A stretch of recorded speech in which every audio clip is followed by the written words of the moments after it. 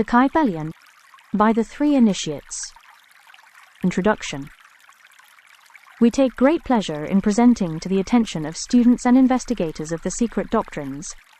This little work is based upon the world-old Hermetic teachings. There has been so little written upon this subject, notwithstanding the countless references to the teachings in the many works upon occultism, that the many earnest searchers after the arcane truths will doubtless welcome the appearance of this present volume. The purpose of this work is not the enunciation of any special philosophy or doctrine, but rather is to give to the students a statement of the truth that will serve to reconcile the many bits of occult knowledge that they may have acquired, but which are apparently opposed to each other and which often serve to discourage and disgust the beginner in the study. Our intent is not to erect a new temple of knowledge, but rather to place in the hands of the student a master key, with which he may open the many inner doors in the temple of mystery, through the main portals he has already entered. There is no portion of the occult teachings possessed by the world which have been so closely guarded as the fragments of the Hermetic teachings, which have come down to us over the tens of centuries which have elapsed since the lifetime of its great founder, Hermes Trismegistus, the scribe of the gods, who dwelt in old Egypt in the days when the present race of men was in its infancy.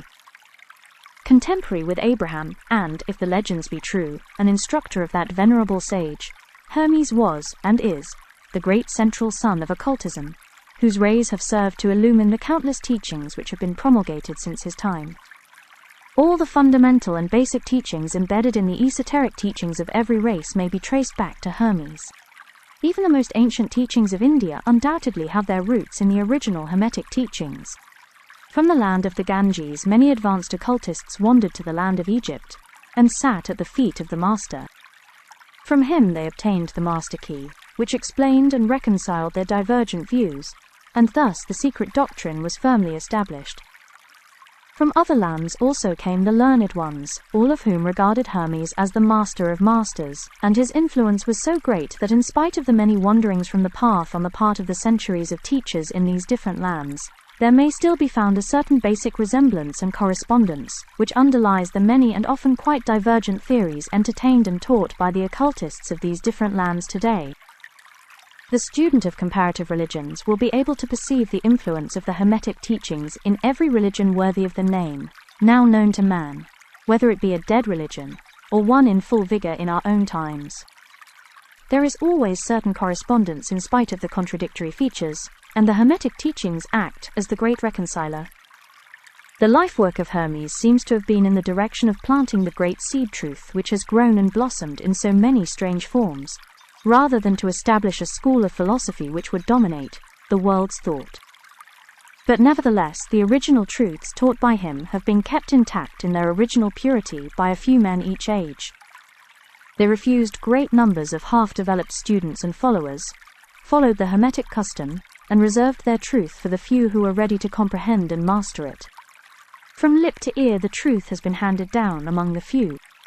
There have always been a few initiates in each generation, in the various lands of the earth, who kept alive the sacred flame of the Hermetic teachings, and such have always been willing to use their lamps to relight the lesser lamps of the outside world, when the light of truth grew dim, and clouded by reason of neglect, and when the wicks became clogged with foreign matter. There were always a few to tend faithfully the altar of the truth, upon which was kept alight the perpetual lamp of wisdom. These men have never sought popular approval, nor numbers of followers. They are indifferent to these things, for they know how few there are in each generation who are ready for the truth, or who would recognize it if it were presented to them.